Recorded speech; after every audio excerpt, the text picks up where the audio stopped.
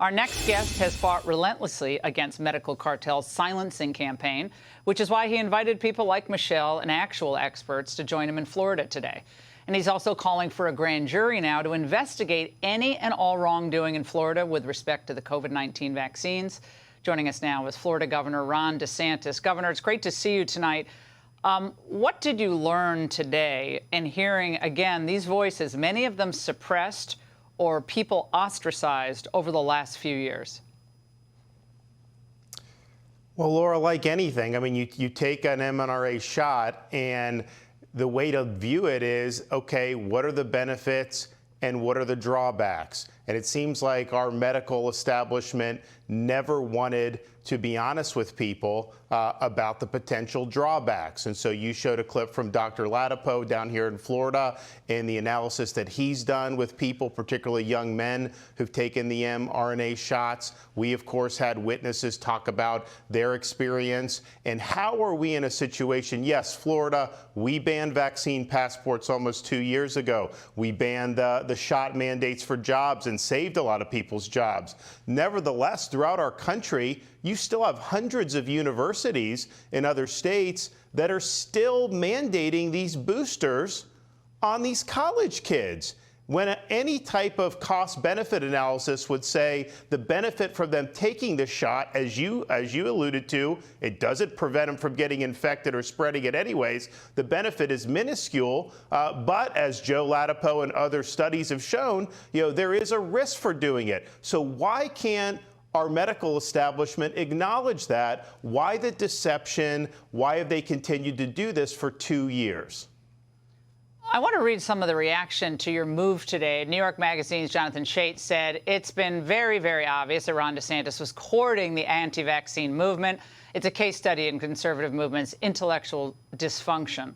And similar nastiness from Vanity Fair, taking your authoritarian ambitions to the next level. He demonizes public health safety measures to score political points. Governor, is your goal with this roundtable today to demonize public health and safety officials? Well, let me tell you this, Laura. The authoritarians were the ones that wanted to mandate the vax on people. I protected people from having that happen and made sure Floridians could make their own choice. The authoritarians wanted to institute a vaccine passport system, almost like a social credit system, so that people who dissented from this would be marginalized from society entirely. We rejected that and we banned it. So we were, from the very beginning, helping people make their own decisions, but not using either the coercive power of the state or allowing big corporations to condition those choices.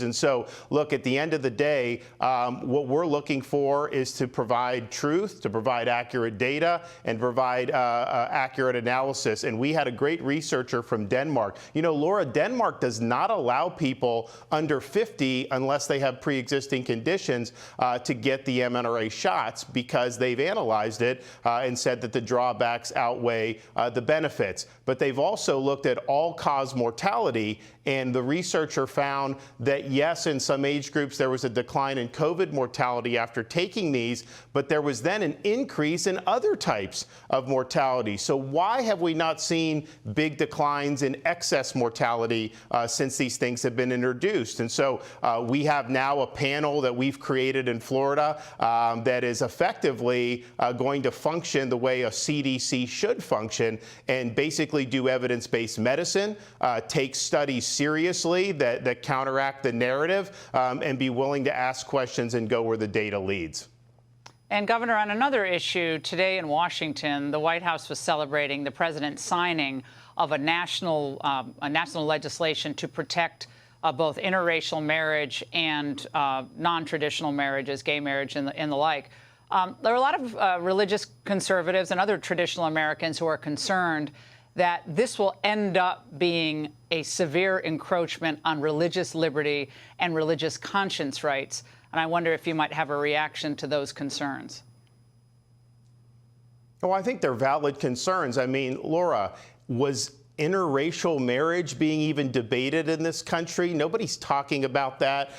They're using the power, I think, of the federal government in ways that will absolutely put religious institutions in difficult spots if you have people that are so inclined to be very aggressive against that. And I don't think that there was certainly no need to do this. And I do think that those concerns were valid.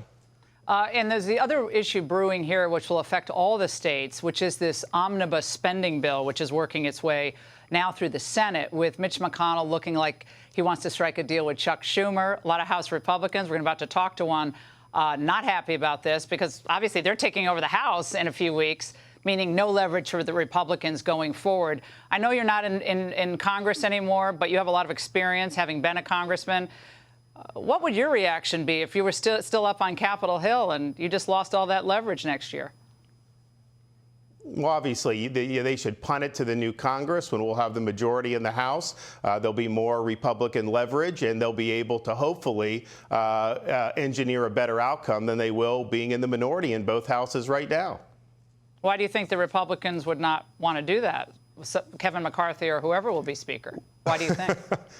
Laura, you're looking to a guy that has voted against omnibus bills in my sleep when I was in Congress. I mean, that's just the way these guys operate. I never fit into that. And part of the reason I ran for governor, quite frankly, is because I didn't like the way Washington operated. But yeah, you have really both parties have been addicted to these big omnibus bills. They'll put it out. It'll be thousands of pages. No one will really be able to read it. And it's basically back to Nancy Pelosi government. Pass it to find what's in it. And I think the American people are sick of that.